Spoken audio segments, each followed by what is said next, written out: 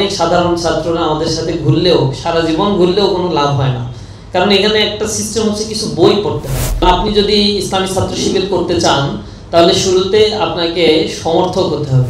কোরআন হাদিসের একটা minimum amount তাকে সেই স্কুলে পড়ুক, মাদ্রাসায় পড়ুক, যেখানেই পড়ুক না কেন মুখস্থ করতে হয়। এটা তো ক্যাডার ভিত্তিক সংগঠন আমরা বলি। বিসিএস ক্যাডারের যে সিস্টেমগুলো, যে একটা ধাপ থেকে আরেকটা ধাপে উন্নীত হতে হয়। ইসলামী ছাত্র শিবিরেরও রিক্রুটমেন্ট সিস্টেম এবং শৃঙ্খলা ডিসিপ্লিনারি সিস্টেমগুলো ওইভাবে এস্টাবলিশ করা, যার ফলশ্রুতিতে প্রতিটি স্টেজে আমাদের কিছু প্রশিক্ষণের ব্যবস্থাগুলো থাকে। যেমন আপনি যদি ইসলামী ছাত্র শিবির করতে চান তাহলে শুরুতে আপনাকে সমর্থক হতে হবে। তো সমর্থক যে কেউ হতে পারে, একজন মেয়েও হতে পারে, হিন্দুও হতে পারে, মুসলিমও হতে পারে, যে কোনো ধরনের স্টুডেন্ট এখানে আমাদের সমর্থক ফর্ম পূরণ করতে পারে। দ্বিতীয় স্টেজ হচ্ছে সমর্থক হওয়ার পর আমাদের কর্মী হতে হয়। তো কর্মী মানে হচ্ছে আমাদের সাথে দুই একটা মিছিল মিটিংয়ে অংশগ্রহণ করলাম আর দুই একটা প্রোগ্রামে আসলাম, তাতে আমাদের কর্মী হওয়ার কোনো স্কোপই নাই।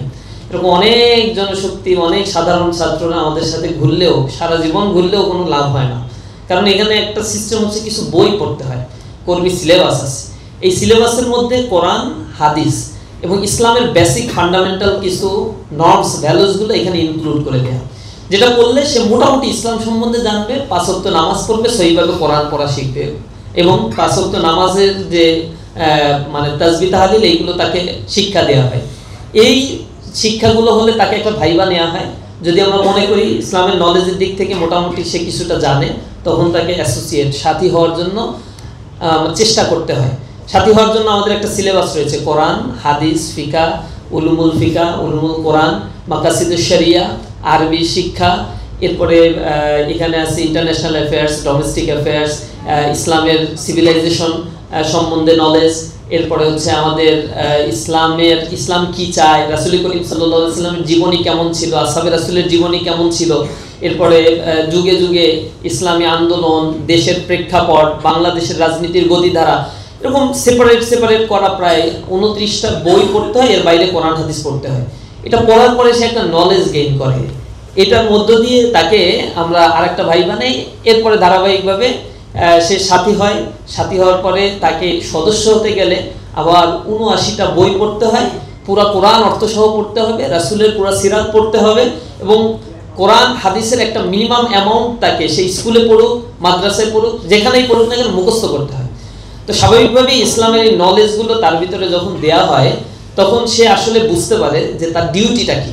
এখানে একটা বড় বিষয় হচ্ছে আন্তঃকোন্দল, দলীয় ফ্র্যাগমেন্টেশন, বিভাজনটা কেন তৈরি হয়। প্রথমত হচ্ছে পদের প্রতি লোভ যদি থাকে। তো আমাদের এই সংগঠনের কোনো স্তরে কেউ নির্বাচন করার সময় 34 নম্বর ধারায় বলা আছে পদের প্রতি লোভহীনতার দিকে অবশ্যই খেয়াল রাখতে হবে। এখানে অনেকগুলো গুণাবলীর মধ্যে একটা হচ্ছে যে পদে তাকে অধিষ্ঠ করা হচ্ছে সেই পদের প্রতি যদি তার লোভ থাকে তাহলে তাকে ওই পদের জন্য নির্বাচিত করা হবে না। কিন্তু তাকে নির্বাচিত করার পরে সে ওই পদ থেকে আবার পালিয়েও চলে যেতে পারবে না, এটা তার লায়াবিলিটি, সেই দায়িত্বটা নিবে। যেটা রাসূলের সিস্টেমগুলো ছিল, সাহাবা আজমাইনের সিস্টেম, এই সিস্টেমগুলোকে আমরা ফলো করার চেষ্টা করি। আরেকটা হচ্ছে এখানে ইন্টারেস্টের জায়গাটা কি আর ইন্টেনশনটা কি। ইন্টারেস্টটা হচ্ছে আমি ইসলামী ছাত্র শিবিরের কোনো ঊর্ধ্বতন পদ পেলে আমি আসলে কত টাকার মালিক হতে পারবো, কতটা ম্যাল প্র্যাকটিস করতে পারবো এই পাওয়ারের। এই জায়গা যখন তাকে ছোট থেকেই একেবারে আমরা বুঝাই যে যত বড়ই দায়িত্ব হোক না কেন সংগঠন করতে হবে পকেটের টাকা দিয়ে, তুমি যে স্তরেই যাও না কেন টিউশনি করে তোমাকে চলতে হবে।